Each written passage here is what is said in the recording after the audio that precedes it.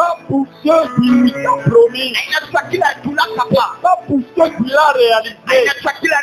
Bien, nous ne pouvons pas adorer Dieu parce que nous sommes en vie. Amen, amen. Nous ne pouvons pas adorer Dieu parce que nous ne sommes pas malades. Si nous disons Dieu, nous t'adorons parce que nous sommes en bonne santé. La personne qui est malade à notre côté, qu'est-ce qu'elle va dire? Comment elle va adorer Dieu? Parce que celui-ci ne pense que Dieu a fait quelque chose. Alors nous avons appris depuis un certain temps que adorer Dieu, c'est pour ce que Dieu est. Non pas pour ce qu'il nous donne, mais pour ce qu'il est. Il est Dieu.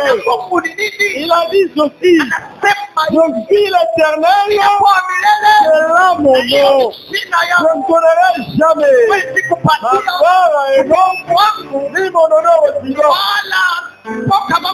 Pourquoi l'Éternel est mon nom? Parce qu'il y a des choses qui s'appellent Dieu, mais qui ont un commencement, qui ont une fin. Mais celui qui a créé les cieux, la terre, les choses qui vivent, c'est lui que je vous annonce ce soir, est éternel. L'éternel est son nom. Bien-aimé, nous allons l'adorer ensemble. Après avoir chanté, nous allons faire qui nous rassemble au Seigneur. Il est la lumière éternelle. Il est la lumière de la vie. Il est la racine qui nous fait. Il est la profondeur. Et après la profondeur.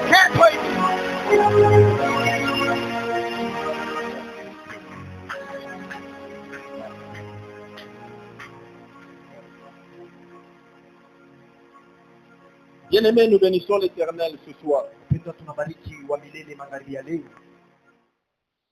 Nous le bénissons pour sa bonté, pour son amour infini. Quand le travail est préparé et que vous commencez, vous arrivez à la fin sans événements malheureux. Et là, nous bénissons Dieu. Amen, amen. Amen. Le travail que nous avons commencé depuis vendredi,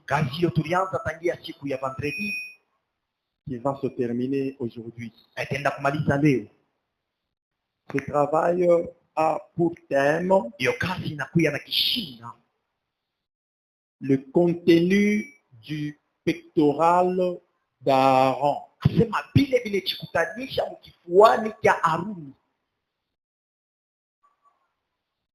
Et ce travail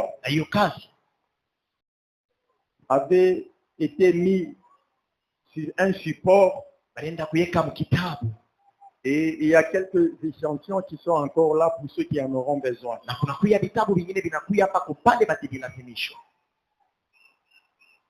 Et le pectoral d'Aaron, nous l'avons expliqué depuis le vendredi. Nous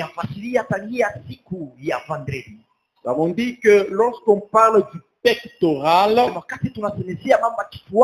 c'est quelque chose qui a trait à la poitrine. Et hier, nous avons dit ceci. Pourquoi parler de la poitrine? C'est parce que dans la poitrine, nous avons deux organes très importants.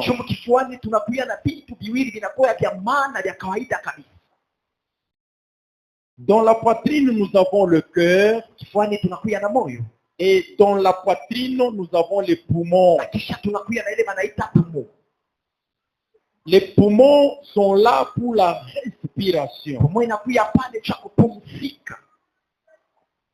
Et le cœur est là pour purifier le sang qui est en train de circuler dans nos Na veines. moyo inakuya pale cha kutakaza damu inakuwa inatembea ndani ya mwili wetu.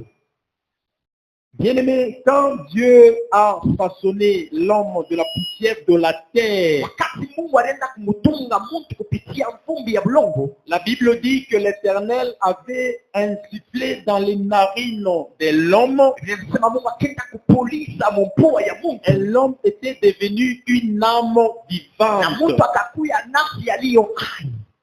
Ce qui avait fait à ce que l'homme puisse être une âme vivante, Na kenye kilifanya mtu akuye nafsi aliyo hai, c'est le souffle de l'Éternel qui était entré dans ses poumons. inakuya ni pumzi ya wa milele iliingia ndani ya mapumo ya. Et si nous posons la question à Job, Kama tuna mswali Ayubu, il va nous répondre en disant, tujibu en mkusema réalité, dans l'homme, c'est ndani ya mtu l'esprit. inakuya ni roho.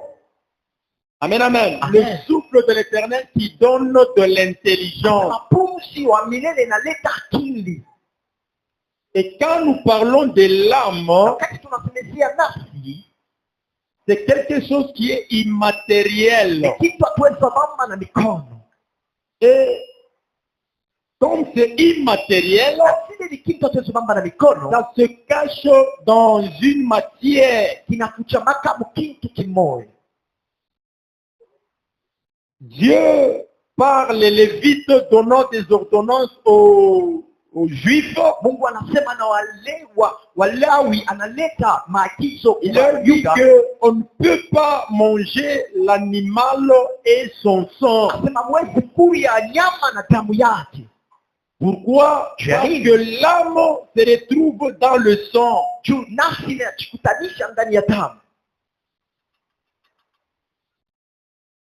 C'est-à-dire, ton âme, c'est ton sang. Ni kusema nafsi yako ni damu yako. Ton âme, c'est ça ta vie. Nafsi yako sio kusema wako.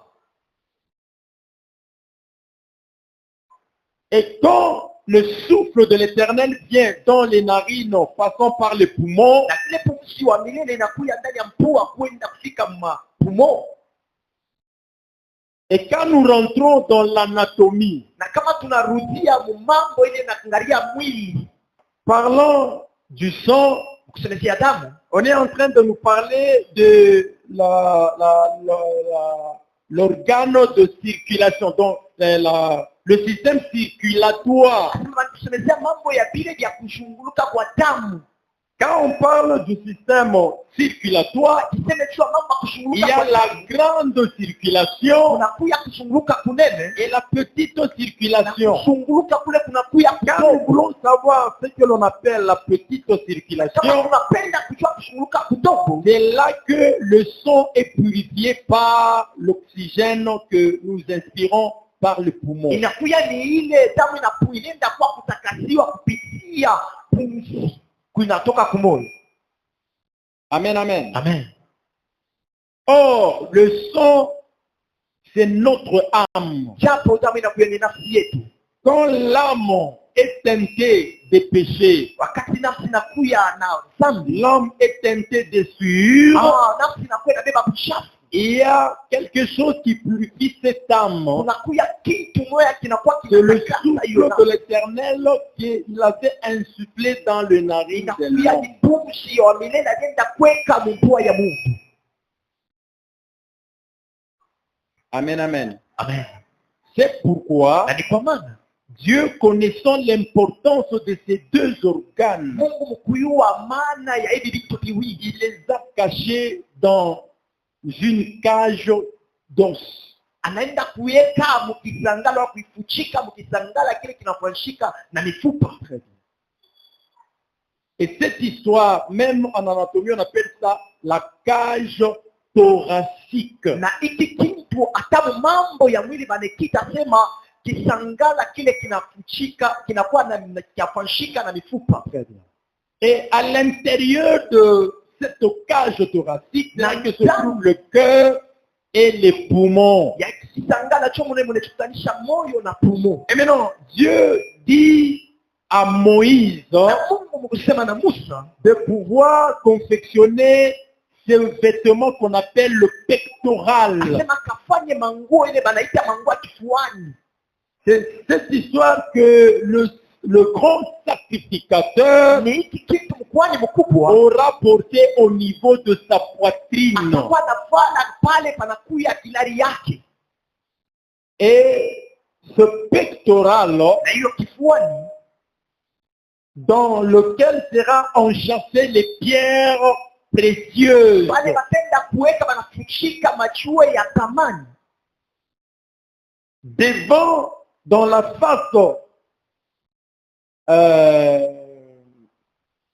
face supérieure, Sema musula ya kubwa il y a 12 pierres, kunakuya et machiwe l'autre face qui est cachée, qui est antérieure, na ile kiantani on voit qu'il y a deux instruments, deux pierres qu'on a placées dedans, tunaona munakuya bintu ala machiwe mbili qu'on appelle l'urim et le ile thummim. banaita urim na tumim. Perfection et lumière, Asema kwa qui usawa na sont nuru collés au cœur du sacrificateur. tunaenda kuambatana kumoyo ya mkwani. Pourquoi Dieu voulait à ce que Kwani Mungu alipenda on puisse se placer ou bien coller ça contre le cœur? asema baiweki bintu pale pa moyo.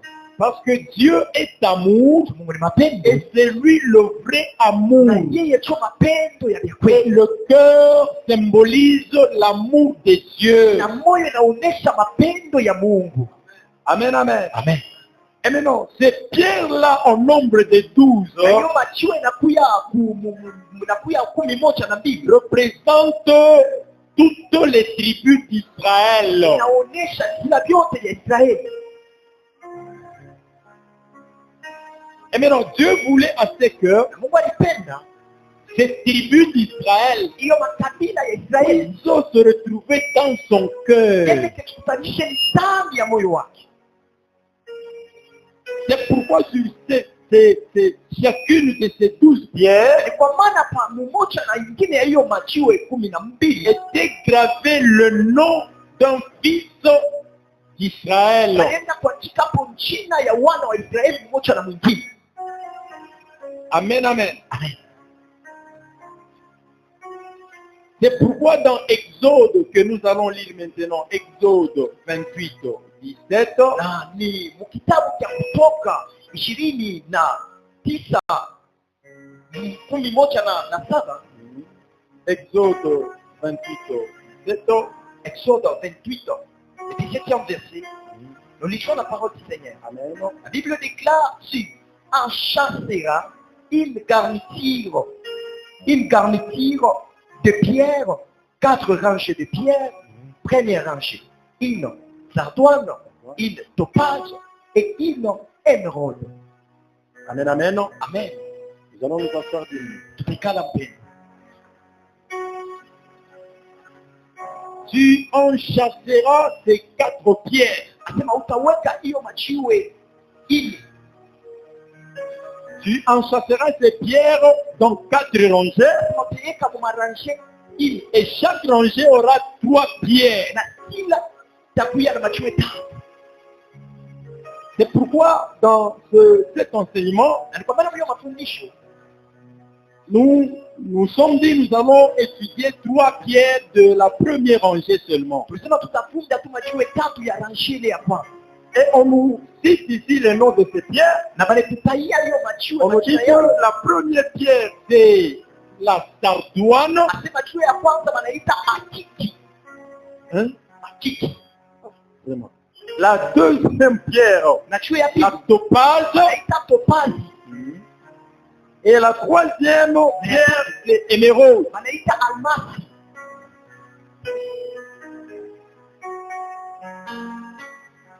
Et maintenant, nous avons vu depuis le vendredi Na tuliona tangia siku ya que Vendredi. chaque pierre correspondait à un nom de fils d'Israël. Asema chiwe mmoja na ingine ilikuwa inafuatana na njina ya watoto wa La Israeli. sardoine correspondait à Ruben. Akiki ilikuwa inaonesha Ruben. La topaze, nous l'avons vu hier, correspondait à Simeon. Ilikuwa inaonesha Simeoni. Et aujourd'hui, nous allons voir la troisième pierre Unajua ya tatu qu'on appelle émeraude, ile wanaita almasi, qui va correspondre à ce que nous allons lire dans Genèse. On va nous lire dans Genèse 29, 33. tusomea kitabu cha Genèse 29:33. Genèse 29, 33. 33, 34. Amen.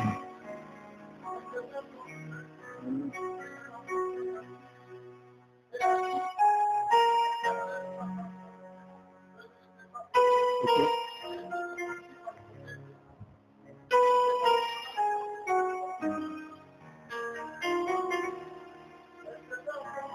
Ok.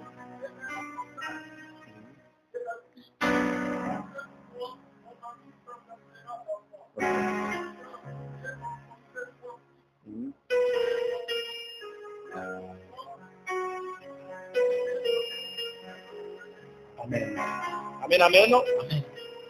Elle devient encore enceinte Sema akachukua tena mimba et enfanta un fils. na akazala mwana, Elle dit, akasema maintenant mon homme s'attachera à moi. akasema sasa hapa mtu wangu atenda kuambatana na Mon mimi. mari s'attachera à moi. Bwana wangu atambatana na mimi.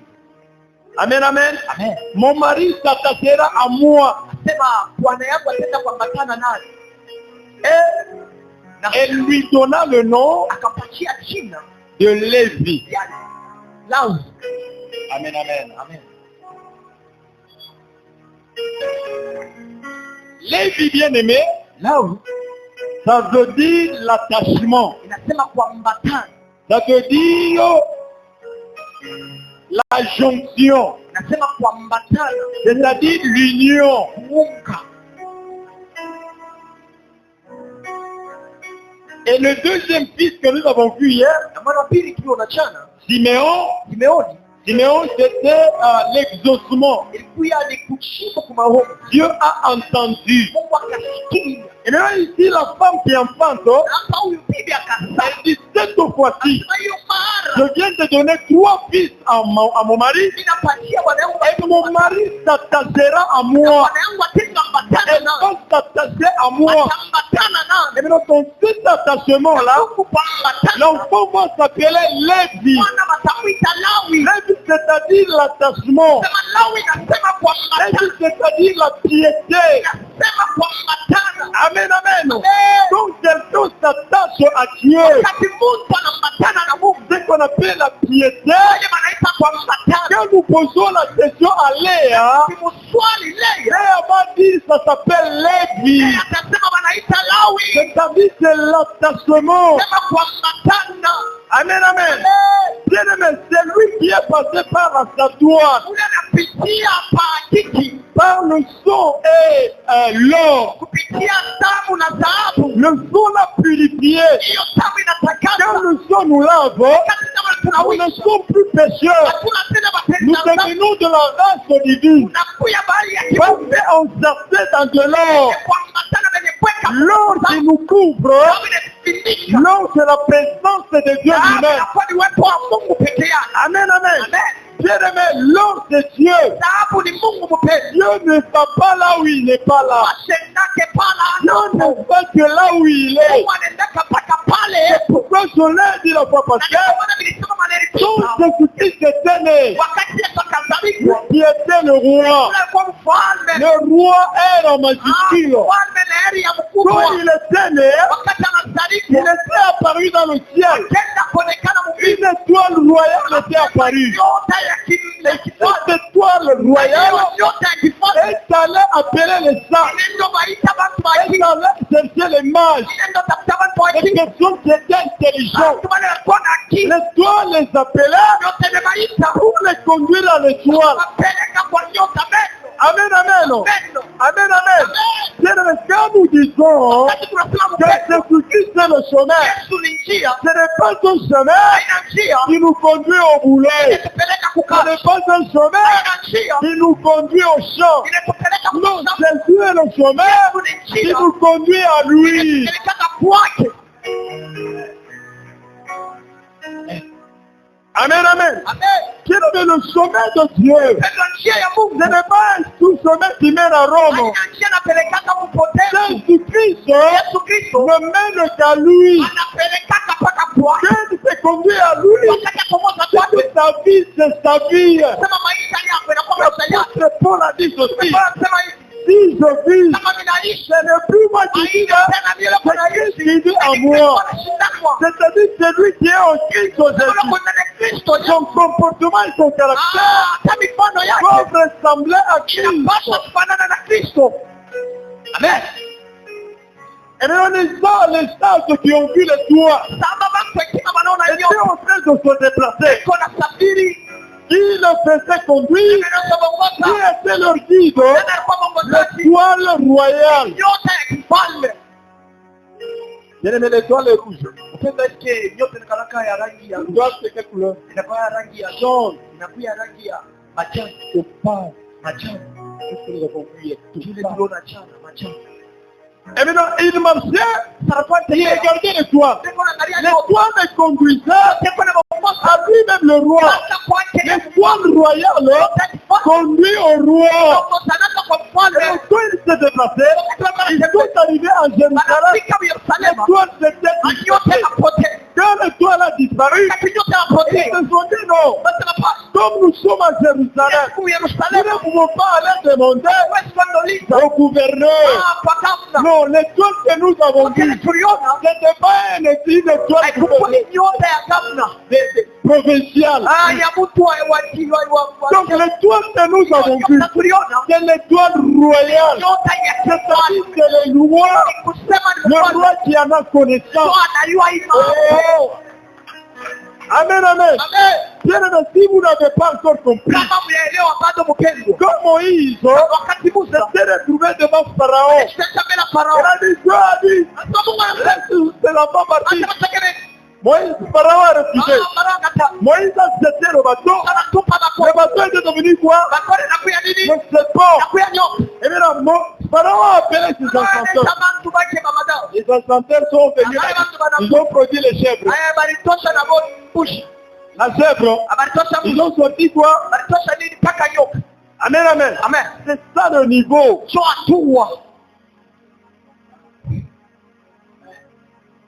Et maintenant, quand ces mages sont entrés, ils sont dit ceci. Nous allons aller voir le roi. Quand ils sont arrivés au roi, ils ont dit, roi, nous avons vu une étoile. Cette étoile royale. Et maintenant, cette étoile-là, c'est du verset. Quand il posait la question au roi, pour eux, le roi a connaissance. Oh, Hérode n'avait pas connaissance. Pour lui, c'était un roi terrestre. Alors que l'étoile, c'était une étoile royale céleste. Amen, amen. Il a commencé à chercher des renseignements. Et là, il avait dit, allez checker l'étoile. Quand vous allez trouver le roi, après l'avoir adoré, vous allez me tenir informé. Quand ils ont quitté le roi, ils sont partis, l'étoile était là. Les conduisant à lui-même. Quand ils sont arrivés à Jésus, première chose qu'ils ont dit, l'or. Amen, amen. Parce qu'ils savaient que c'est l'étoile royale. Comme Jésus est le roi, il faut aller sur l'or. L'or, c'est la valeur du Créateur. Amen, amen. C'est pourquoi lorsque vous allez entrer dans l'Apocalypse, on dit que la Jérusalem céleste est d'or. Amen. Amen. Et maintenant, c'est lui qui est sanctifié par le sang. Et qui est couvert par l'or. C'est quelqu'un qui passe par la sardoine. La sardoine, c'est Ruben. Ruben qui est le fils. Parce que la maman lui avait donné le nom de Ruben.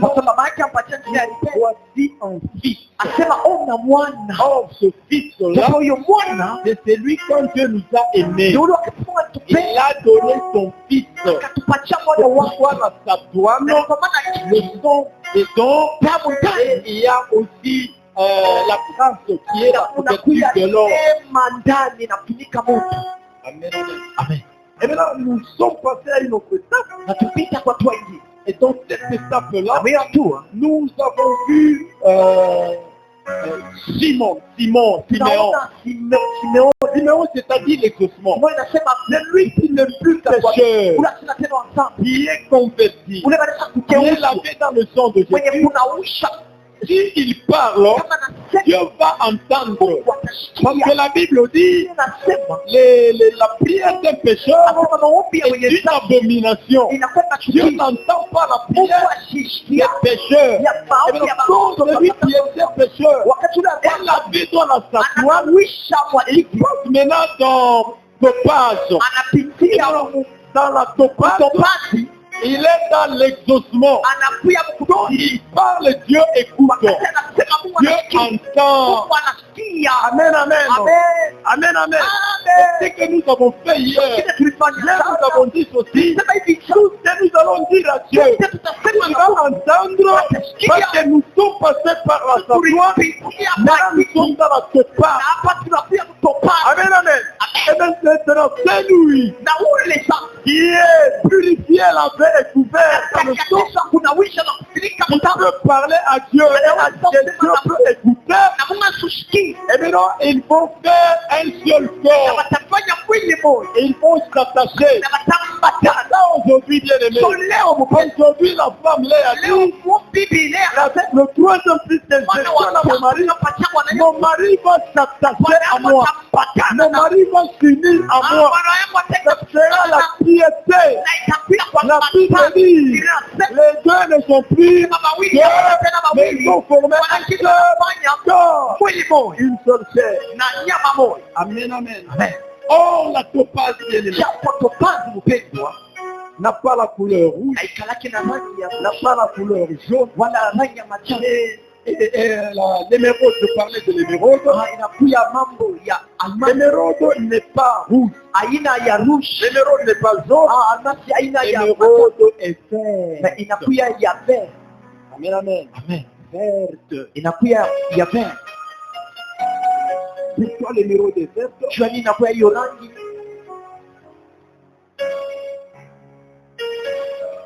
Or, nous sommes en train de parler de la piété, de l'attachement, de l'union.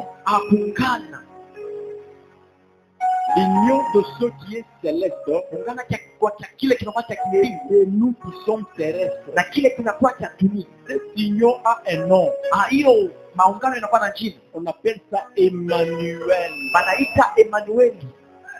Amen, amen. Emmanuel, c'est-à-dire Dieu parmi nous. Ce Dieu parmi nous, c'est celui qui a dit à ses disciples, je suis le Père qui est descendu du ciel. Le Père qui est descendu du ciel, c'est lui qui va manger ce Père. Ce ne sont pas les anges qui étaient avec lui au ciel. C'est nous les terrestres qui sommes appelés à manger ce Père. Amen, amen. Et maintenant, pour pouvoir manger ce Père, amen, amen. Il faudra que nous puissions être dans l'attachement avec lui. Oh, cet attachement qui est aimé, c'est la couleur verte. Quand je pose la question à ta fille, il est en train de dire ceci dans Somme 23. Il me conduit dans de verts pâturages. Amen, amen. Verts pâturages. Comme David, Dieu avait dit pour David, voici j'ai trouvé David l'homme selon mon cœur. Il accomplira tous mes desseins. Quand nous entendons Dieu parler ainsi, c'est-à-dire que Dieu qui est parfait, il a trouvé une autre perfection. Et maintenant, la personne que Dieu a trouvée ne commettra pas d'erreur ni de faute. Quand nous regardons David, il est celui qui, au lieu d'aller au combat, lui était monté sur les traces de son palais. Et levant les yeux, il avait vu une femme qui était en train de se peigner. Amen, amen. La femme se peignait. Cette femme dont le nom était pas Sheba. Elle était en train de se baigner. Là, il y a un autre enseignement. Pourquoi se baigner? Et pourquoi on l'appelait fils de Sato? Oui, fille de Sato. Par Sheba. Fille de Sato. Sato, c'est le repos. Amen, amen. Et cette fille de Sato, elle n'avait pas de repos. Là où est... Oh. Amen, amen. Amen, amen. Et maintenant, David, il avait vu se peigner. David là, l'a convoité. A envoyé quelqu'un pour aller la chercher.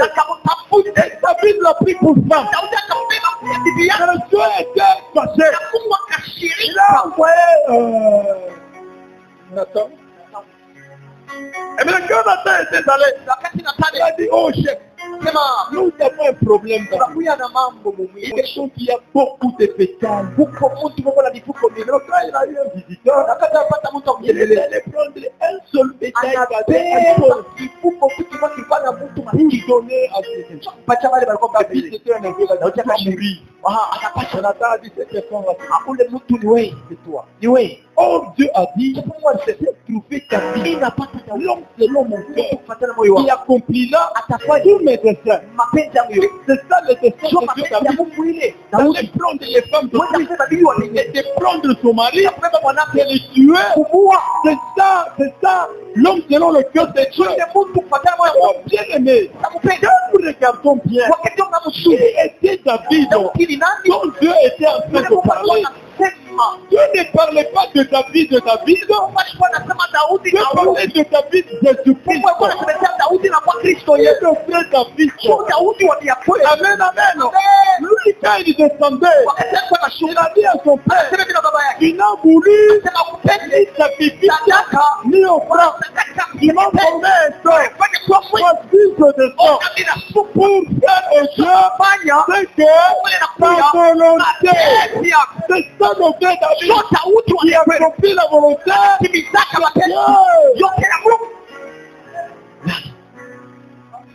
Amen, amen. Amen.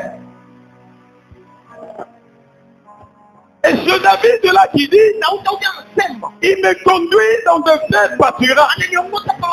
Le véritable David, lui quand il est venu, dans Marc 6 au 34 de Tanon, il a commencé à prêcher, il a enseigné.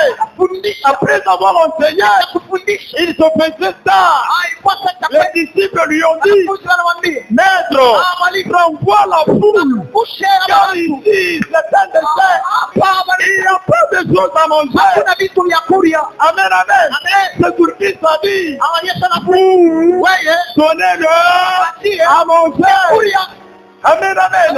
Et bien, quand il a posé la question, pour pouvoir trouver à donner à ces gens, il a trouvé le pain, il a trouvé les poissons. Amen, amen. Il a mis ça ensemble. Avant de leur donner, il leur a dit ceci. Mettez-vous sur les terres. Amen, amen. Il les a fait asseoir sur l'herbe. Donc David a fait pareil. Il nous conduit dans notre pâturage. Et maintenant Jésus prend 5 000 hommes Il te fait asseoir sur de l'herbe. Bien-aimé, l'herbe est rouge. L'herbe est rouge. L'herbe est verte. Cette couleur, c'est la couleur de l'émeraude. Il y a l'attachement. Il y a attachement. Dieu s'attache à son peuple. La nourriture qui donne la vie, la nourriture spirituelle est donnée à la personne qui était en train de se perdre. De manière à pouvoir le ramener à lui, Jésus qui est la vie. Amen, amen. Voilà l'émeraude. Amen, amen. C'est lui qui est une émeraude. C'est quelqu'un bien-aimé qui est attaché à Dieu. Quelqu'un bien-aimé dont les comportements a changé. C'est quelqu'un bien-aimé qui a la vie de Dieu en lui. Amen. Amen, amen. La Bible me dit ceci. Mon père, jusqu'à présent, moi aussi, j'agis. Qu'est-ce que le père est en train de faire? La Bible dit ceci. Il est celui qui ressuscite les morts et il leur transmet sa vie. Bien-aimé, Jésus-Christ ressuscite les morts. Il ressuscite les morts, il leur transmet la vie. Or, la vie, c'est la parole de Dieu. Jésus-Christ a dit ceci. Les paroles que je vous ai dites sont esprit et vie. Quand Jésus parle, c'est transmet la vie. Bien-aimé, la parole de Dieu donne la vie. La parole de Dieu transmet la vie. La parole de Dieu ramène quelqu'un à la vie. On est venu chercher Jésus par Jairus. Jairus est venu chercher Jésus parce que sa fille était en train de mourir. Jésus s'est mis à se déplacer. Quand Jésus était en mouvement, c'était pour la fille de Jairus. Et pendant qu'il se déplaçait, en cours de route, il y avait une femme qui perdait le son. Elle perdait le son. La Bible dit que cette femme qui perdait le son, ça faisait combien de temps? Ça faisait combien de temps? 12 ans. Or, la fille de Jairus qui mourait elle avait 12 ans. Or, les pierres qu'ils ont plantées dans le pectoral d'Aaron,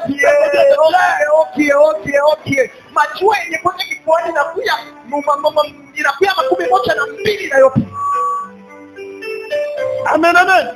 La Bible dit ceci. Il y avait celui qui était exaucé. Un exaucé de Siméon qui était âgé. Comme il était âgé, il demandait la mort. Comment nous avons vu ça même dans le catéchisme à l'église catholique, non? Nous, on voyait ça à l'école primaire. Uzima wa kila kitu kinachokaa duniani La vie de toutes choses qui est dans le monde. uzima wa kila La vie de toutes choses kinachokaa qui est duniani dans le monde. ni wa namna hii. C'est de cette façon. Kuzaliwa, kukomaa, Naître, kuzeka vieillir, na kufa. mourir. Et bien Siméon était devenu vieux. Il n'attendait que la mort. Il attendait la mort. Mais il était en train de prier de pouvoir voir le salut d'Israël. La Bible dit comme il s'appelait Siméon, il a dit que Dieu l'avait exaucé. Dieu l'avait entendu. Amen. Amen, amen. Et maintenant, cet exaucé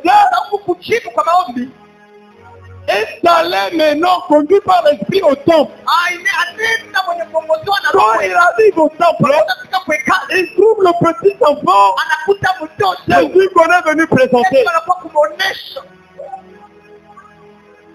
Quand on présentait Jésus au temple, Bien aimé, il y a quelque chose qui me vient dans la tête. hein. Samuel, ça veut dire exaucer. Oui, là. Oui. Samuel. Parce que Anne a peut-être dit, Dieu m'a exaucé. C'est Samuel. Or, la Bible dit, du temps de Samuel, la parole de Dieu se faisait, il fouillait à Tchèque. Cette parole qui se faisait rare, c'est la vie de Jairus qui était en train. C'était cette vie qui était dans la femme. Cette vie était en train de faire quoi? Il faut qu'on la protège.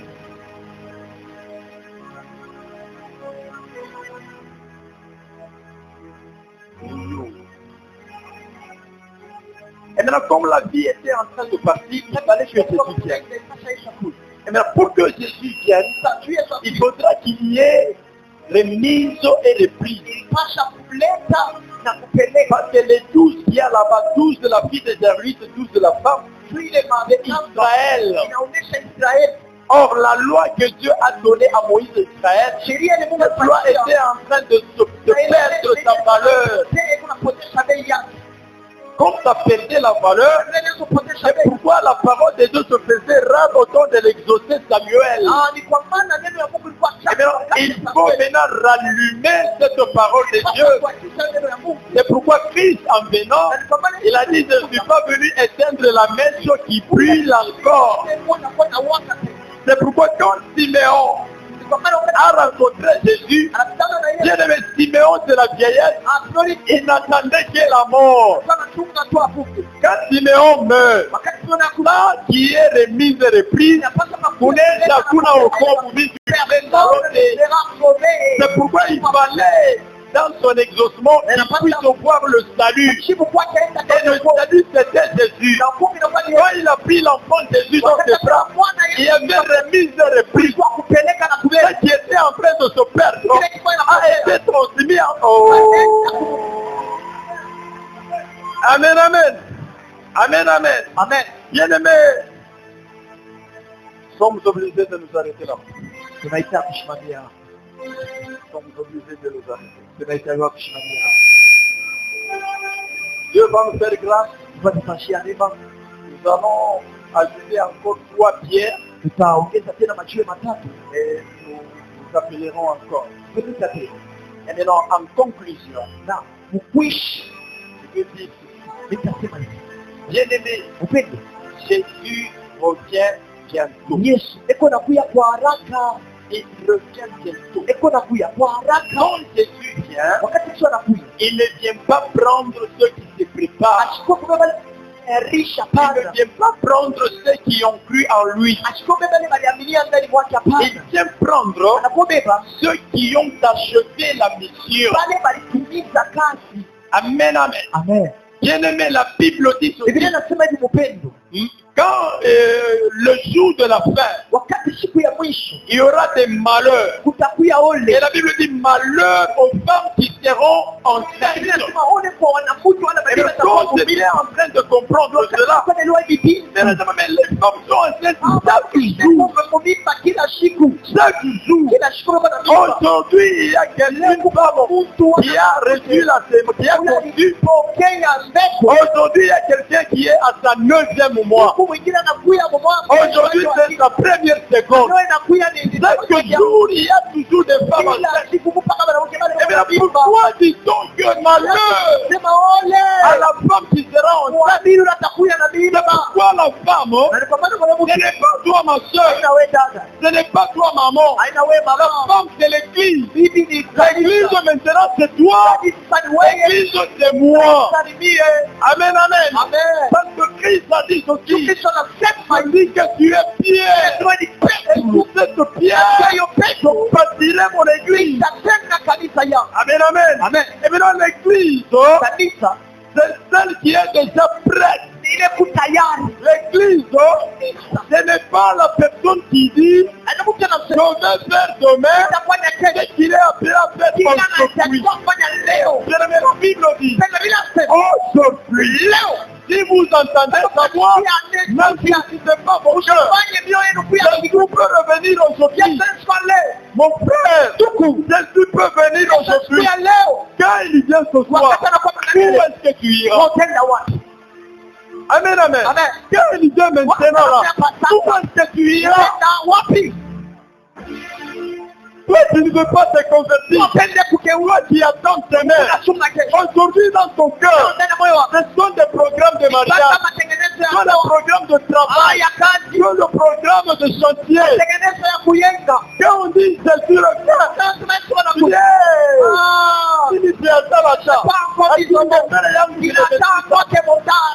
amen, amen. Bien-aimé Jésus, réserve bientôt. Et la Bible dit aussi, l'Église dit, Seigneur, amen, amen. Si toi tu dis, tu n'es pas église, tu ne seras pas en effet, tu ne seras pas au ciel. Bien-aimé, Jésus revient bientôt. Est-ce que vous pouvez acclamer la parole de Dieu?